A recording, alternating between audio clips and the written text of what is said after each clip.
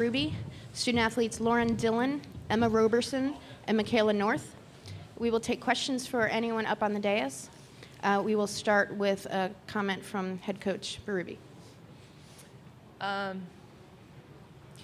Well, we're really excited to be here in Indianapolis. Thank you to the NCAA for having this joint Division I, II, and III championships. We're excited and thrilled to the city of Indianapolis. What a welcome on Friday night we had, and since then we've been treated like rock stars. So. Like I said, we're thrilled. I'm really proud of my student athletes and my team and our program and our university, and hope we can showcase our product of Division III basketball in the best way we can. And we're excited to play on the Bankers Life Fieldhouse court. We're excited to be here. Thank you, Coach. We'll take questions. We have microphone holders in the back. Please raise your hands. Down here in the front. Hi, Carla. Pat Eaton-Rob from the Associated Press.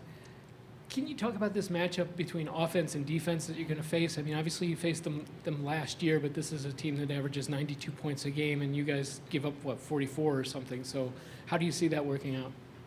Yeah, they're a very talented offensive team, and I think you have to give them a lot of credit too. They're a very good defensive team as well. I don't think they just play on one end of the floor. So it's going to take a great effort from us on the defensive end, try to not stop them, but hold them to under what they're normally averaging. They get a lot in transition, so it's going to be important for us to get back defensively and not allow easy scoring opportunities for them.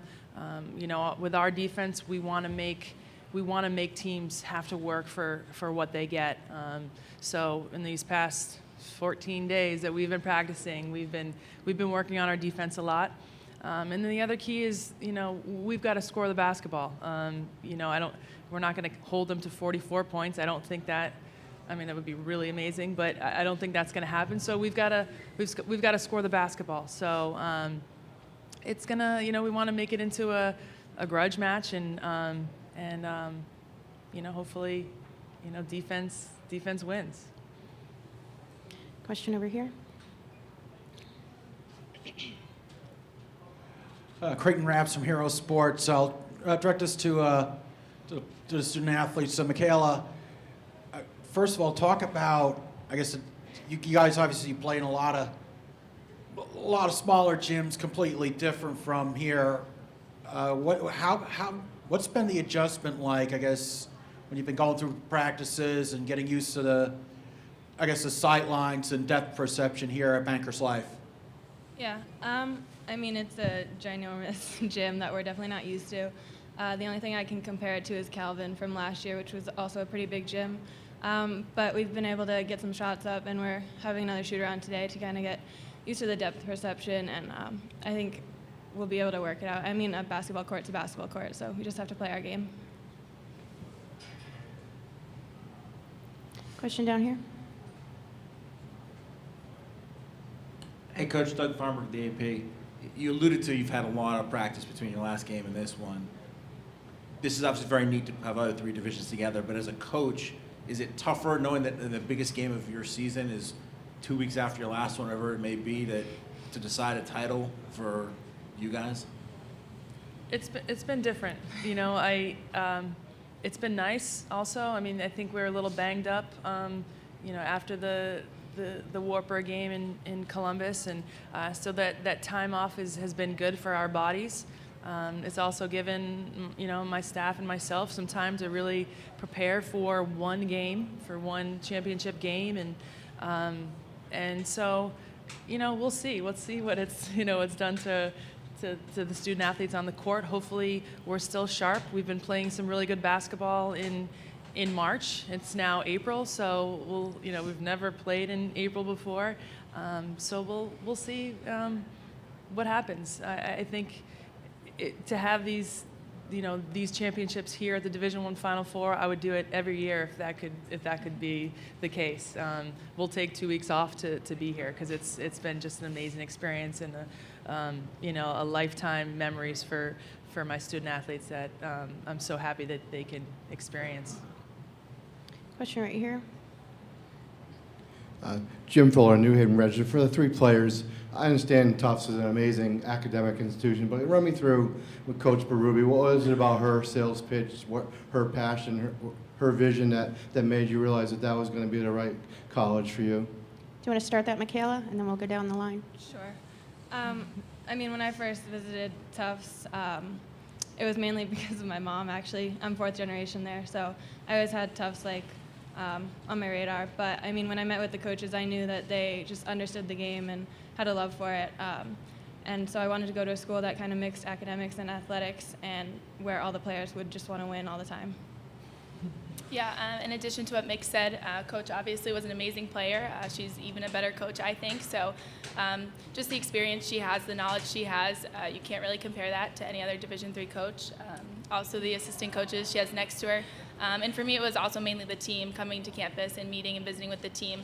Realizing it was a place you could really fit in with the girls was huge. Yeah, for me, I was looking at a couple other NESCACs, and they're pretty similar all around, but for me it was Coach was the main reason why I came to Tufts. All of our philosophies matched up. She's all about defense, as you know, and that's how I've grown up playing basketball.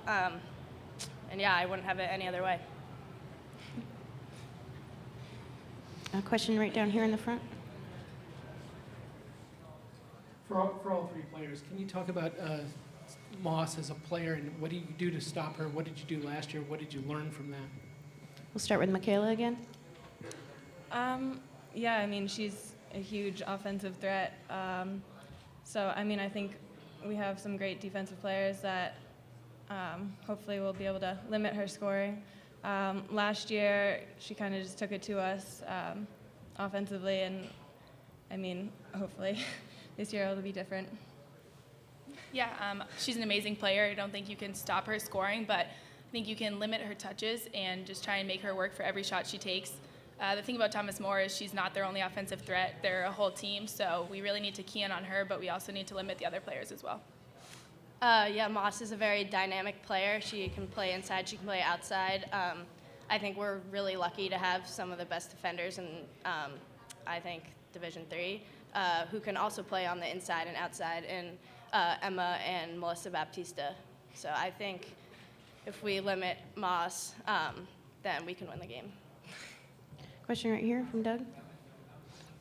For all 3 of you guys, obviously you're here to play a game tomorrow, but I'm sure you're taking in the other parts of the Final Four. And just what's the experience been like for you, and what's been the neatest thing that you've been or had in the last 24, 48 hours?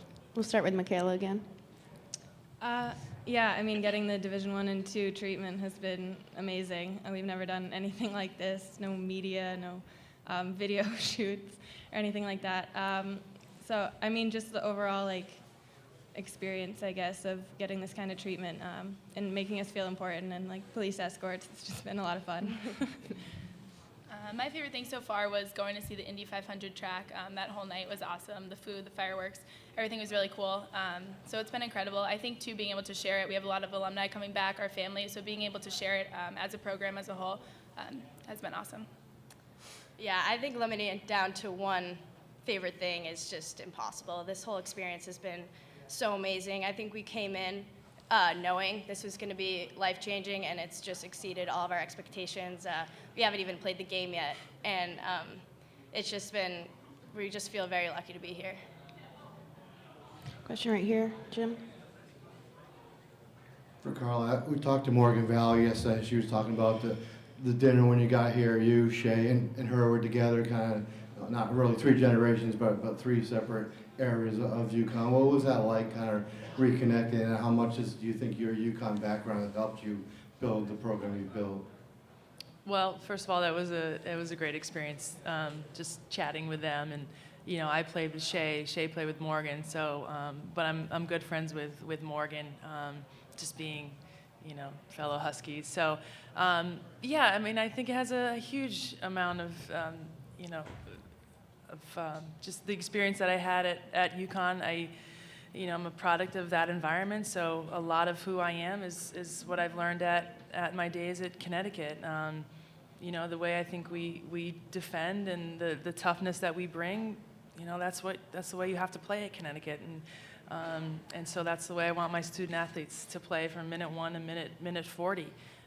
The other day watching Mariah Jefferson, diving over a table with a minute and 40 to go when they're up 60. I mean, we're never up 60, but I want us to play that same way. And there's so many things that I've learned at Connecticut, and whether it's off the court things that Chris Daly has taught us to the X's and O's, to the just the way you play and the way you represent your university, your program, and your team at all times. And so yeah, it's a reason why I'm sitting up here with this team was my experience at Connecticut. Question right here in the front. Carla, yesterday Gino got emotional when he was accepting the AP award. None of us had ever seen him be quite like that. What do you think it is about this stage of his career, or what, looking back, or what, do you think he's mellowed a little bit, or what do you think led to I think he's that? just getting old, and just happens, right? Like you just, yeah. I don't know. Being 10-time national champion and going for 11th, I also think that he's really close with this senior class, and I think he wants it for them. It was great, catching up with him on Friday night, him and CD, and as a UConn alum, I'm just so incredibly proud of what they've accomplished and what that program has become, and maybe he's starting to feel it too. What he's able to do over the years, and it's been just amazing. It's amazing to watch it from the outside, but also know that I had a little piece of that back in the day. We have time for one last question from John. John Sevilla from the Hartford Courant. Hey, Carla, Gino's been telling us for the last week that he's going to be at your game. And we'll see. Yeah, he said he's going to be there. I was wondering if you might ask him to speak to your team if you had the opportunity, if you thought that might be beneficial. Nah. You guys want to hear from him? Yeah. Okay. Good thought, Sean. I don't know. No, I mean, there's so much going on for these guys. I really want to try to keep it, a little bit low key as we can, because that's what we're used to. So come tomorrow, I don't think there's going to be as much, fanfare for us, and it's going to be, we go to the grocery store, we're having turkey sandwiches in my hotel room like we do on every road trip. We're just, D3 student athletes on a big stage, so we're going to try to keep it as normal, as business as usual as possible. So, I mean, I'm sure he could get us fired up, but I'll get us fired up. Thanks, Carla. Thank you, ladies.